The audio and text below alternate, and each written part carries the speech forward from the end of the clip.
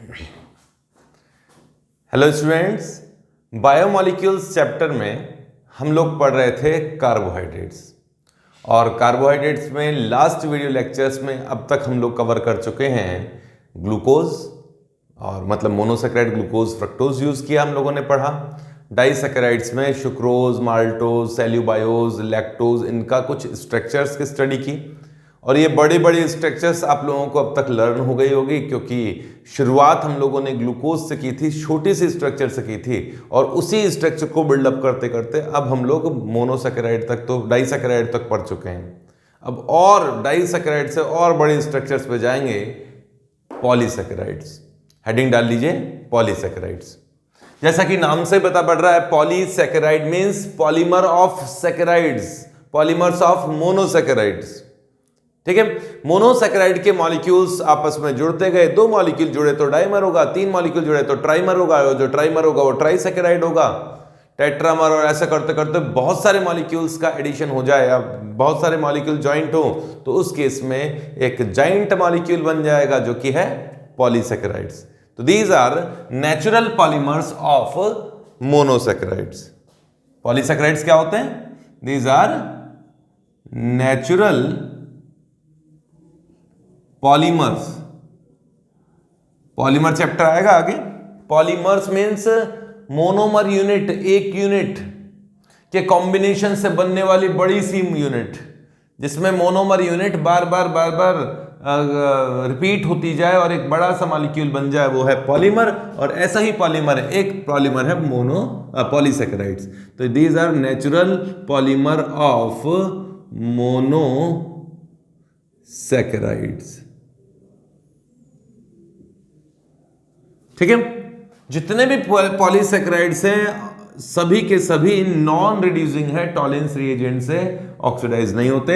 All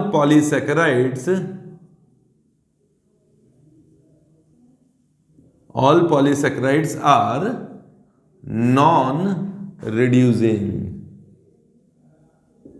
ठीक है, non reducing होते हैं। यहां हम लोग वैसे दो ही स्ट्रक्चर्स का स्टडी करेंगे, स्टार्च की एंड सेल्यूलोज की। हाँ, ग्लाइकोजन की मैं स्ट्रक्चर बता दूंगा आप लोगों को। अगर स्टार्च समझ में आ गया तो ग्लाइकोजन भी समझ में आ जाएगा। तो फर्स्ट स्टार्ट करते हैं स्टार्च। इसमें पॉलीसेकेराइड का फर्स्ट है स्टार्च। स्टार्च, इससे कुछ ना कुछ तो आप जानते होंगे यार, स्टार्च के बारे में नाम तो खूब सुना होगा, खूब सुना हुआ है। तो बेसिक पॉइंट बता देता हूँ, लिखवाऊंगा नहीं, आप चाहो तो लिख लो। हम लोग, मतलब हम इंसान, जो सबसे ज़्यादा, मतलब मैं तो सबसे ज़्यादा जो डाइट का, हम लोगों की डाइट का जो हिस्सा होता है वो होता है कार्बोहाइड्रेट, है ना। वैसे प्रोटीन्स भी लेने चाहिए, आजकल बॉडी बिल्डर्स लोग बहुत बढ़ते जा रहे हैं। हाँ, मतलब बनना चाहिए, अच्छी अच्छी बॉडी बना के रखनी चाहिए। हाँ तो ठीक है, पर प्रोटीन्स का यूज़, कंजप्शन हमको करना चाहिए। पर जनरली हम इंडियंस तो कार्बोहाइड्रेट्स का कंजप्शन ज़्यादा करते हैं। और डाइट में हम लोगों के कार्बोहाइड्रेट्स होता भी और होना भी चाहिए। एक बैलेंस डाइट में कार्बोहाइड्रेट का परसेंटेज ज़्यादा होता है। उस कार्बोहाइड्रेट में ये ही है हमारी डाइट का सबसे बड़ा हिस्सा, स्टार्च। स्टार्च को ही सबसे ज़्यादा हम लोग डाइट के फॉर्म में लेते हैं, चाहे वो वीट के फॉर्म में लो, चाहे वो राइस के फॉर्म में लो, आपको बताया भी था। स्टार्च जैसे पोटैटो में है, राइस में है, स्टार्च ही तो है। डिफरेंट टाइप के स्टार्च हैं, थोड़ा सा इनके स्ट्रक्चर्स में डिफरेंस है। प्लांट के सीड्स में ये मिलता है, कई बार जो स्टेम्स होते हैं उनमें भी मिलता है, मतलब मेनली तो इन्हीं के अंदर ये स्टार्च मिलता है। अब स्टार्च का जो स्ट्रक्चर है वो ग्लूकोज जैसा ही स्ट्रक्चर है, प्लस ग्लूकोज के स्ट्रक्चर को बढ़ाकर माल्टोज बना दो, और माल्टोज की बहुत सारे स्ट्रक्चर्स को कंबाइन करके एक पॉलीमर बना दो, वो स्टार्च जैसा है। तो स्टार्च क्या है? नेचुरल पॉलीमर है। और इसमें स्टार्च का जो मोनोमर यूनिट है, मोनोमर यूनिट ऑफ स्टार्च, वो क्या है? अल्फा डी ग्लूकोज है। अल्फा डी ग्लूकोपाइरिनोज है। 6 मेंबर रिंग वाला। डाइमर यूनिट क्या है? डाइमर मतलब दो आपस में जुड़े हों, वो तो मुझे थोड़ा सा बताना है। डाइमर यूनिट ऑफ स्टार्च वो है अल्फा माल्टोज। अब आपको पता है ना माल्टोज में कौन सा ग्लूकोसाइडिक लिंकेज होता है? विद C1C4 अल्फा ग्लूकोसाइडिक बोल दो या ग्लाइकोसाइडिक लिंकेज होता है।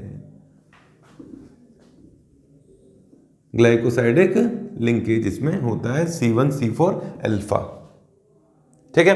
स्टार्च के दो टाइप हैं, वास्तव में स्टार्च दो तरह का होता है। तो टाइप्स ऑफ स्टार्च में बता देता हूं मैं।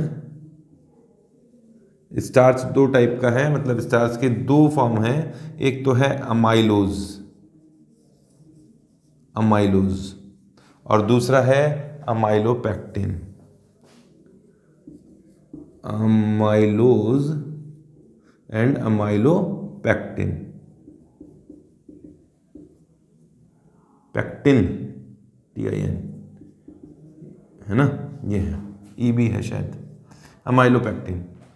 अगर स्टार्च को हॉट वाटर में रखा जाए तो उसके दो पार्ट बनते हैं, एक सॉल्युबल पार्ट, एक इनसॉल्युबल पार्ट। सॉल्युबल पार्ट तो है अमाइलोज और इनसॉल्युबल पार्ट है अमाइलोपेक्टिन। इनमें मैं बता देता हूँ क्या क्या डिफरेंसेस हैं, तुम यहाँ तक तो लिख लो, फिर स्टार्च के इन दोनों पार्ट का मैं कंपैरिजन करता हूँ। लिखो जल्दी से, इसे मिटाऊंगा मैं,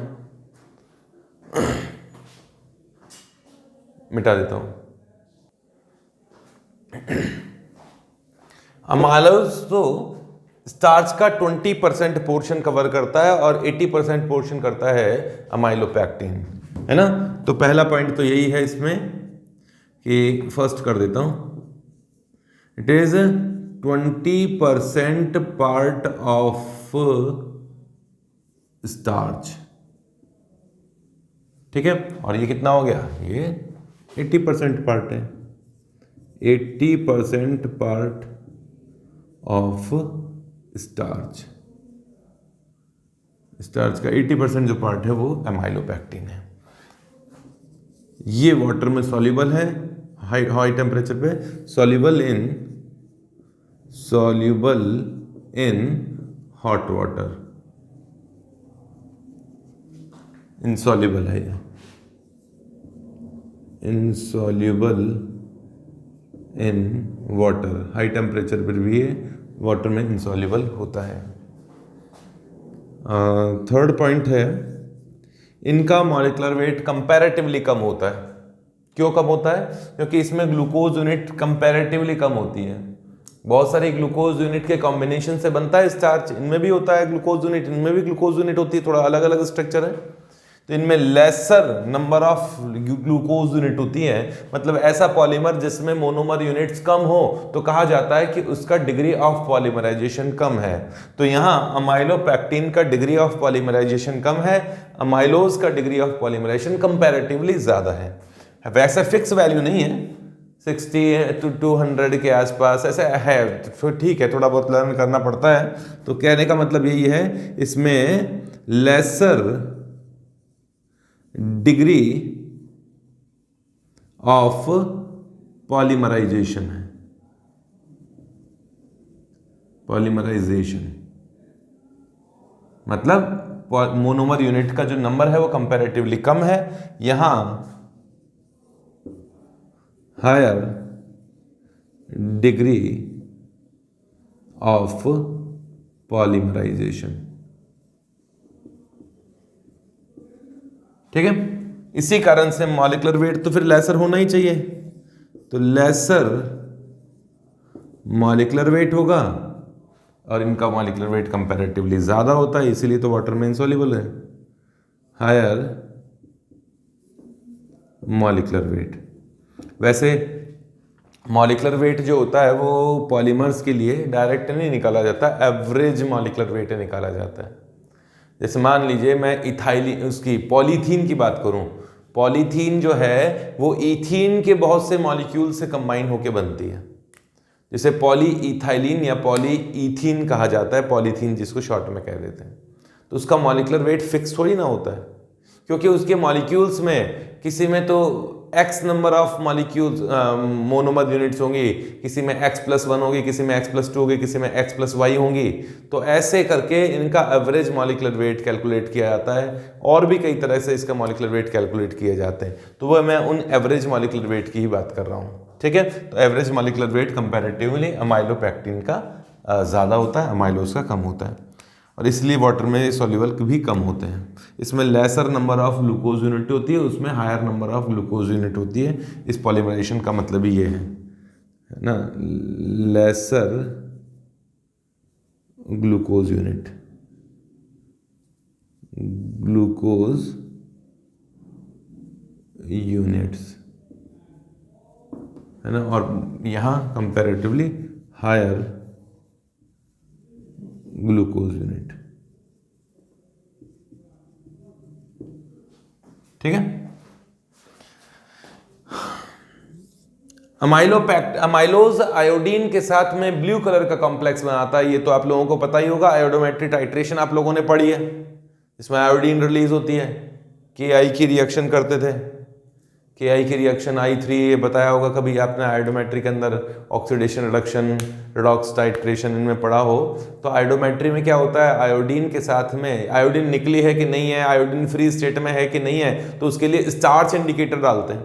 स्टार्च इंडिकेटर इसलिए डालते हैं कि स्टार्च आयोडीन के साथ में कॉम्प्लेक्स फॉर्मेशन करता है, ब्लू कलर का, वॉयलेट कलर का। तो स्टार्च अमाइलोपेक्टिन वाला पोर्शन तो ब्लू कलर का कॉम्प्लेक्स बनाता है आयोडीन के साथ में, अमाइलोपेक्टिन वाला तो वॉयलेट में आता है, अमाइलोज वाला ब्लू कलर का कॉम्प्लेक्स बनाता है। तो blue complex form with starch, starch थोड़ी ना, आयोडीन, स्टार्च तो खुद ही है ये iodine, and violet complex, violet complex with iodine, ठीक है। और क्या खास बात है कि अमाइलोपेक्टिन, अमाइलोज तो एक अनब्रांच्ड स्ट्रक्चर होती है, कोई ब्रांचिंग नहीं होती, बस ग्लूकोज ग्लूकोज ग्लूकोज ग्लूकोज आपस में जुड़ी होती है। अमाइलोपेक्टिन ब्रांच स्ट्रक्चर होती है, ये होता है अनब्रांच्ड, अनब्रांच्ड स्ट्रक्चर। और ये जो होता है, इसका 6th पॉइंट यहाँ लिखता हूँ, ये ब्रांच्ड चेन पॉलीमर है, ब्रांच्ड चेन होती है, branched chain structure. Branched chain कैसे, मतलब इसके ब्रांचिंग, मतलब स्ट्रेट चेन पर एक चेन चल रही है, तो चेन पर कहीं कहीं ब्रांचिंग निकली होती है। और ये ब्रांचिंग भी कहाँ होती है समझना, glucose unit glucose unit glucose unit ऐसे चलती जा रही हैं, और हर 25th से 35th, हर 25th से 30 ग्लूकोज यूनिट के बाद में एक नई ब्रांच स्टार्ट हो जाती है। कहाँ से, हर मान लीजिए 25 से 30 यूनिट के बाद में एक नई ब्रांच स्टार्ट हो जाएगी, और वो भी 6th कार्बन से स्टार्ट होती है ना। तो यहां लिख लीजिए branching starts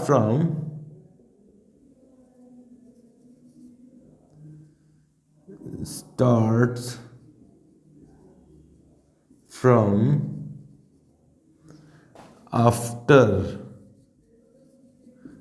every 25th to 30th glucose units, ठीक है। Branching start from after average 25 to 30 glucose unit, हर 25 से 30 के बाद में ग्लूकोज यूनिट के बाद में एक नई ब्रांच स्टार्ट होगी।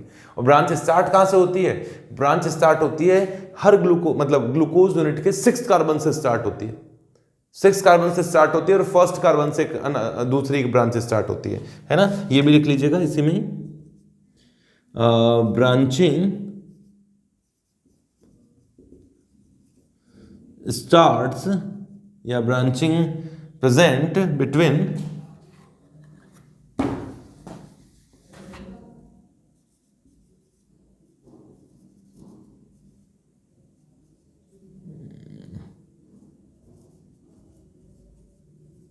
C1 and C6 carbon, C1 C6 ही कर देता हूँ। Carbon number 1 and carbon number 6 के बीच में ब्रांचिंग होती है।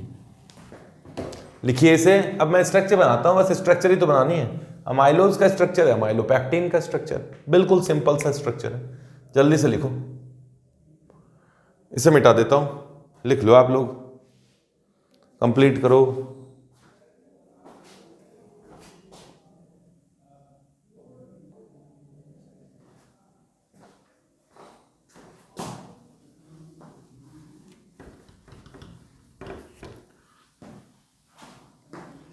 यहां केवल स्ट्रक्चर ही इंपॉर्टेंट है। यहां तो मतलब डाइसैकेराइड के बाद में डाइसैकेराइड पॉलीसैकेराइड आपने पढ़ा, ये फालतू की चीजें हैं ना, वो तो दिमाग में बैठ जाती हैं। यहाँ डाइट का हिस्सा है, स्टार्च ऐसा है वैसे है, इनकी स्ट्रक्चर याद होगी। अब आप स्टार्च की 2 स्ट्रक्चर याद करोगे तो आपको ऐसे ही समझ में आ जाएगा कि 2 पार्ट होते हैं स्टार्च के, अमाइलोज होते हैं, अमाइलोपैक्टीन होता है, बस स्ट्रक्चर समझ लो आप। हाँ, तो अमाइलोज का स्ट्रक्चर में आता हूँ पहले तो, फिशर स्ट्रक्चर में आता हूँ। ये कार्बन नंबर 1, ये 2 3 4 5 6, फिर carbon number 1 2 3 4 5 6, carbon number 1 2 3 4 5 and 6, बस 3 तक ही बना रहा हूँ। ये वाली स्ट्रक्चर भी पायरेनोज है, तो पायरेनोज को ऐसे ही तो बनाया जाता है ना। ये वाली स्ट्रक्चर भी ओके, ठीक है। ये पायरेनोज स्ट्रक्चर है। अब पायरेनोज में भी ये अल्फा ग्लूकोज है, मतलब अल्फा ग्लूकोज में इस तरफ OH था, इस तरफ OH था, इस तरफ OH था। अच्छा, कार्बन नंबर 1 2 3 पर OH कहाँ थे, याद तो है ना आप लोगों को। ये है कार्बन नंबर 4, ये है कार्बन नंबर 1, तो carbon number 1 and carbon number 4 के बीच में लिंकेज होता है, ग्लाइकोसाइडिक लिंकेज। मैंने आपको बताया था कि माल्टोज डाइमर यूनिट है इसका, माल्टोज में यही लिंकेज तो था कि carbon number 4 and carbon number 1 में अल्फा ग्लाइकोसाइडिक लिंकेज था। सिमिलरली इसमें अब ये तो माल्टोज का स्ट्रक्चर 2 ही है, लेकिन ऐसी ही चेन आगे बढ़ती जाए, फिर ऐसे ये C1 C4 ग्लाइकोसाइडिक लिंकेज हुआ, अल्फा ग्लाइकोसाइडिक लिंकेज। इसी तरह से ये और आगे बढ़ती जाती है, और और ये और आगे बढ़ता जाता है, इस तरह से चेन चलती जाती है। इन कार्बन्स पे कॉन्फ़िगरेशन कैसा है वो तो बताने की ज़रूरत ही नहीं है। ये फर्स्ट कार्बन है, ये सेकंड में तो OH राइट साइड में होता है, थर्ड में OH लेफ्ट हैंड साइड होता है, फोर्थ का OH यूज हो गया, फिफ्थ का OH तो यहाँ साइक्लिक स्ट्रक्चर बना लिया। अब ऐसी स्ट्रक्चर आगे से आगे खींच दो सारी, यहाँ H है, यहाँ OH है, यहाँ OH है कार्बन नंबर 3 पर।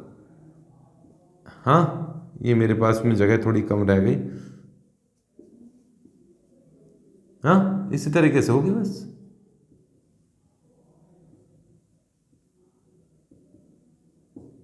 ये स्ट्रक्चर ओपन चेन, मतलब एक फिशर स्ट्रक्चर टाइप का मैंने बना दिया है अमाइलोपैक्टीन का भी। अमाइलोपैक्टीन की चेन आगे से आगे बढ़ती जाएगी। इसका मैं हावर्थ स्ट्रक्चर में आता हूँ। हावर्थ स्ट्रक्चर अगर कोशिश करोगे तो आप भी बना लोगे। हावर्थ स्ट्रक्चर बना रहा हूँ। ये कौन है? हावर्थ स्ट्रक्चर बनाएंगे। ये कार्बन नंबर 1 है, और मैंने माल्टोज का स्ट्रक्चर आपको समझा दिया है, तो आप लोगों को समझ में आना चाहिए। ये कार्बन नंबर 4 है, ये वाला 4 और 1 के बीच में बॉन्डिंग होती है। किस तरह से होती है? OH नीचे रखना होता है ना अल्फा में, यहाँ का OH ऊपर है, यहाँ का नीचे, कैसे है वो देख लो। कार्बन नंबर 1 ये रहा, 2 ये रहा, 3 ये रहा, 4 ये रहा, 5 यहाँ है, और 6 जो है ये रहा। सिमिलरली यहाँ भी वैसा ही है। तो कार्बन नंबर ये OH है, यहाँ OH नीचे की तरफ होता है, यहाँ OH ऊपर की तरफ होता है। ये कार्बन नंबर 4 पे नीचे होता है, यहाँ OH, यहाँ OH, यहाँ OH। ये मैंने अल्फा ग्लूकोज का स्ट्रक्चर बना दिया। ये अल्फा ग्लूकोज है, नंबरिंग भी करनी पड़ेगी मुझे तो। ये अल्फा ग्लूकोज है। अल्फा ग्लूकोज में carbon number 1 and carbon number 4 में से H2O निकल जाए तो इस तरह से लिंकेज बने। अब ये चेन अगले मॉलिक्यूल के साथ में इस तरह से लिंकेज बनाएगी, मैं केवल 2 यूनिट बना रहा हूँ। और ये कार्बन नंबर 4 फिर पिछले मॉलिक्यूल के साथ में इस तरह से बड़ी सी चेन बना देता है, जिससे हम लोग क्या कहते हैं, स्टार्च का अमाइलोज स्ट्रक्चर कहते हैं। ये स्टार्च का अमाइलोज स्ट्रक्चर हो गया ऐसे ऐसे। बनाओ जल्दी से, मैं तो थोड़ा बढ़िया स्ट्रक्चर बनाऊंगा यार।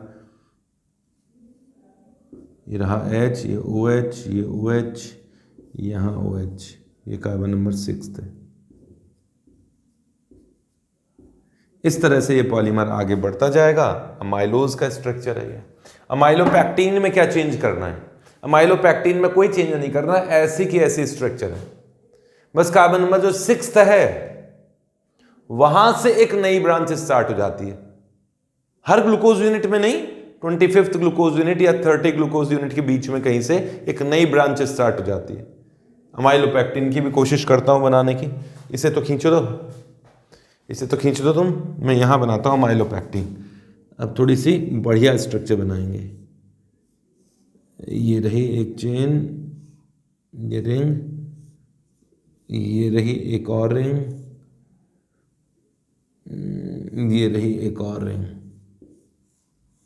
है ना। ये कार्बन नंबर 1 और 4 के बीच में ये लिंकेज है, अल्फा लिंकेज।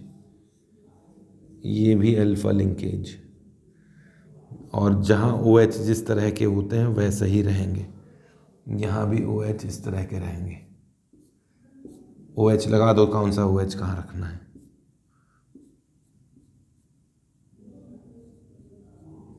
इसमें यार टाइम मेरा वेस्ट हो रहा है, लेकिन तुम्हारा वेस्ट नहीं हो रहा। तुम इसे देख देख के बनाओगे तो वेस्ट हो रहा है। इतने दिन पढ़ने के बाद भी अगर आप इनका स्ट्रक्चर ढंग से नहीं बना सकते तो सब बेकार है। CH2OH, ये वाला स्ट्रक्चर वही है अमाइलोज वाला भी जो बना रहा था, वैसे स्ट्रक्चर है। तो ये वाला स्ट्रक्चर, ये स्ट्रक्चर सेम है। कार्बन नंबर 6, ये फर्स्ट कार्बन है, ये बताया हुआ है 2nd, 3rd, 4th, 5th and 6th carbon से एक नई ब्रांच स्टार्ट हो गई। मान लीजिए इस चेन में ये 25th वाली पोजीशन पर है और ये 25th या 30 के बीच में कोई भी पोजीशन है जहां से ब्रांचिंग स्टार्ट हो रही है, तो ये कार्बन नंबर 6 से ब्रांच स्टार्ट होती है। और ये 6 वाले कार्बन से और C1 वाले कार्बन से इस तरह से ब्रांचिंग होती है। ये लो, ये एक और ब्रांच स्टार्ट हो गई। इस तरह से एक और ब्रांच स्टार्ट हो गई। अब आगे चलते रहने दो यार, सारी थोड़ा बनाने पड़ेगी मुझे। तो ये कार्बन नंबर 1 पर OH होता है ना ग्लूकोज में, ये OH और कार्बन नंबर 6 का OH अगर निकल जाए तो यहां से ऑक्सीजन आपस में इस तरह से कंबाइन होंगे। थोड़ा सा बड़ा दिखा दिया मैंने। ये नई ब्रांच स्टार्ट हो गई। अब यहां 6 से कार्बन नंबर 1 के बीच में एक ब्रांचिंग है। OH लगाऊं तो बढ़िया लगता है। इस तरह की स्ट्रक्चर है, ये स्ट्रक्चर कहलाती है OH। यहां है अमाइलोपैक्टीन, ब्रांचिंग ज्यादा हो गई बस थोड़ा सा, और क्या है। इसी तरह का स्ट्रक्चर बनता है। ये स्ट्रक्चर हो गया अमाइलोपैक्टीन के लिए। जल्दी से बना लीजिए, देख देख के बनाने की वैसे ज़रूरत ना पड़े। अगर आप इसे बना लोगे तो यही समझ लेना इसका रिवीजन हो रहा है। आपने इसको एक बार देख लिया और उसके बाद बना लिया, रिवीजन हो गया, कॉन्फिडेंस आ गया। ये इस चैप्टर में कॉन्फिडेंस आना जरूरी है। कॉन्फिडेंस लूज हुआ, चैप्टर लूज हो जाएगा। स्ट्रक्चर्स इतनी बार रिपीट कर करके बनाई है मैंने, अब तक लर्न हो जानी चाहिए। अब आप ढंग से तरीके से काम करोगे तो लर्न हो जाएगी। रिवीजन भी साथ साथ ही हो जाएगा। पढ़ लो, अच्छी तरह देख लो, चीज़ों को समझ लो, और कार्बन नंबर 6 जैसे ये समझ में आ गई तो उसके बाद में ये स्ट्रक्चर वापस रिपीट करोगे तो स्ट्रक्चर लर्न हो जाएगी। तो ये तो था अमाइलोज एंड अमाइलोपैक्टीन। नेक्स्ट लेता हूं मैं ग्लाइकोजन। ग्लाइकोजन में बोल रहा हूं, समझना। ग्लाइकोजन का स्ट्रक्चर अमाइलोपैक्टीन जैसा ही है, बस इतना सा चेंज है कि ग्लाइकोजन में यहाँ तो पॉलीमर ब्रांचिंग स्टार्ट हुई थी 25 कार्बन से 30 कार्बन के बीच में, कार्बन नहीं 25 ग्लूकोज यूनिट से 35 ग्लूकोज यूनिट के बीच में, वहां ब्रांचिंग ज्यादा होती है। ग्लाइकोजन में ब्रांचिंग थोड़ी ज्यादा होती है, और ग्लाइकोजन में हर 5th से 6th यूनिट के बीच में, हर 5th से 6th ग्लूकोज यूनिट के बीच में एक नई ब्रांचिंग स्टार्ट हो जाती है, या तो 5th पे या 6th पे। तो ब्रांचिंग वहां थोड़ी ज्यादा होती है, और कोई डिफरेंस नहीं है। स्टार्च मैं लिख देता हूं, स्टार्च तो होता है प्लांट सेल में फूड स्टोरेज के फॉर्म में, और ग्लाइकोजन होता है एनिमल सेल में फूड स्टोरेज के फॉर्म में। कार्बोहाइड्रेट का जो स्टोरेज होता है एनिमल सेल में वो ग्लाइकोजन के फॉर्म में होता है। ठीक है, लिखो इसे, ग्लाइकोजन की तो बस एक लाइन लिखवा देता हूं, क्लियर हो जाएगा सब कुछ। कंप्लीट करो, मिटा देता हूं इसे तुम्हें।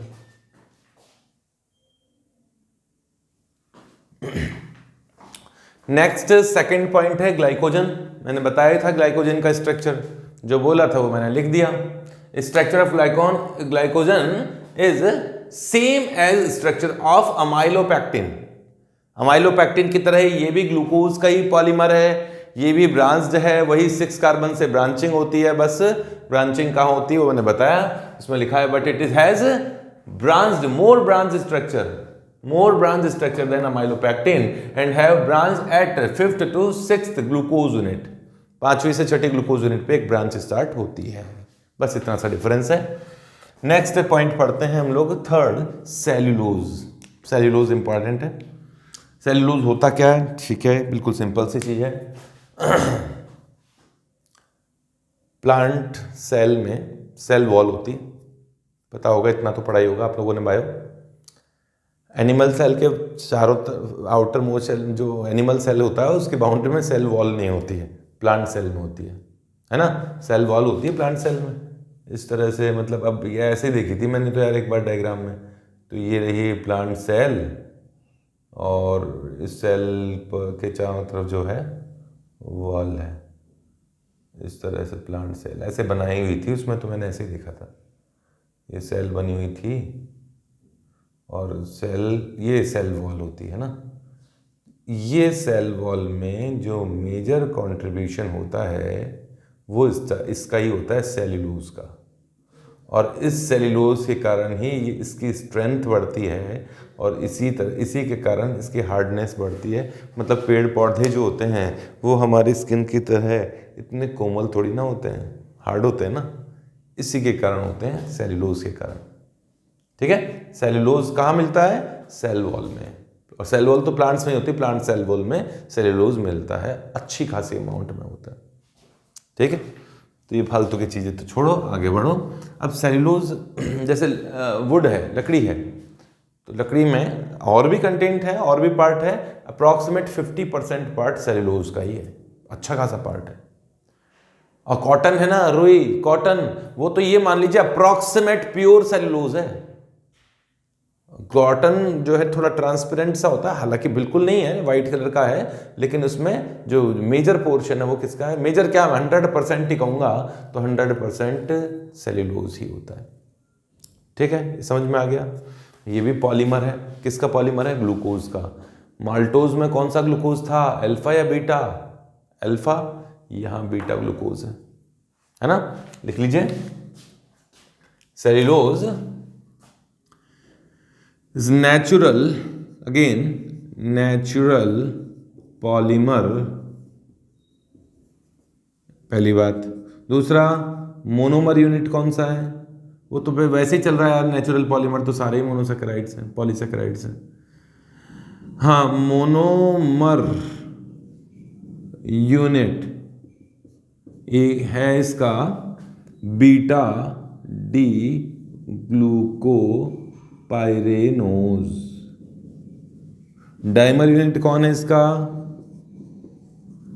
डाइमर यूनिट इसका है सेल्यूबायोज, है ना, बीटा सेल्यूबायोज। बीटा डी थोड़ी ना आएगा इसके लिए, बीटा सेल्यूबायोज, सेल्यूबायोज। सेल्यूबायोज का स्ट्रक्चर मैंने इसलिए बताया था कि मैं सेल्यूलोज का स्ट्रक्चर समझा सकूं। बिल्कुल अनब्रांच्ड होता है ये, कोई ब्रांचिंग नहीं होती। है ना। सेल्यूलोज अनब्रांच स्ट्रक्चर होता है, cellulose is unbranched structure, cellulose has unbranched structure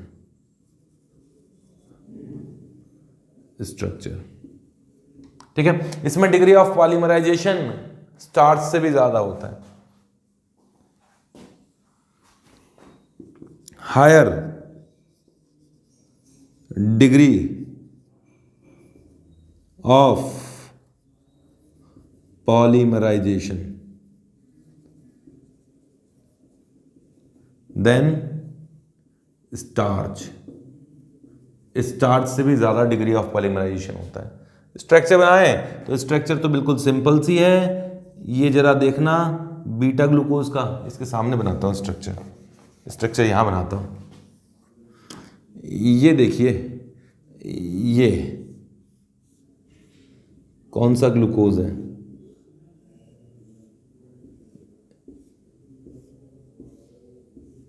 CH2, इसमें कोई ब्रांचिंग नहीं होती। ये कार्बन नंबर 1, ये 2, 3, 4, 5 एंड 6। OH अगर ऊपर की तरफ रख दिया जाए तो ये बीटा ग्लूकोज के लिए होता है, सेकंड का OH नीचे, थर्ड का OH ऊपर, फोर्थ का OH नीचे, ठीक है। ये कार्बन नंबर 1 है और ऐसे ही मॉलिक्यूल और आएंगे। इसका कार्बन नंबर 2 यहां बना दूंगा, इस तरफ बना देता हूं,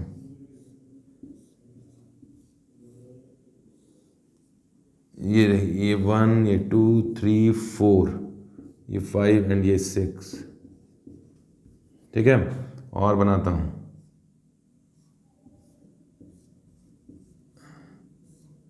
वन, 2, 3, 4, 5 एंड 6, समझना। ऐसा ही ग्लूकोज है जैसा ये था, इसमें कार्बन नंबर 4 में OH नीचे आता है, यहां भी कार्बन नंबर 4 का OH नीचे होगा, तो यहां के कार्बन नंबर 1 से कार्बन नंबर 4 के बीच में बीटा ग्लाइकोसाइडिक लिंकेज है, जैसे सेल्यूलोज में मैंने थोड़ा रोटेट करके बना दिया था, लेकिन यहाँ ऐसा कुछ नहीं है, यहाँ तो बिल्कुल ऐसा ही बनेगा। मतलब ऐसा शो तो ऐसे ही करना पड़ेगा, वो तो मैं थोड़ा सा उस टाइम आलस दिखाया था। यहाँ OH है, यहाँ OH है, ये एक स्ट्रक्चर है। अब इसका बॉन्ड आगे किसी ऑक्सीजन से जुड़ा होगा दूसरी चेन से, इसका बॉन्ड किसी और चेन से जुड़ा होगा और इसी तरह का स्ट्रक्चर बन जाएगा। ये स्ट्रक्चर हो गया सेल्यूलोज का। इसी के साथ कार्बोहाइड्रेट भी खत्म हो गया। कार्बोहाइड्रेट एक सिंपल सा चैप्टर है, थोड़ा लेंदी चैप्टर है, लेकिन सिंपल सा चैप्टर है, उसको ढंग से पढ़ोगे तो समझ में आ जाएगा, ठीक है। अब इसके बाद में पढ़ेंगे हम लोग अमीनो एसिड्स।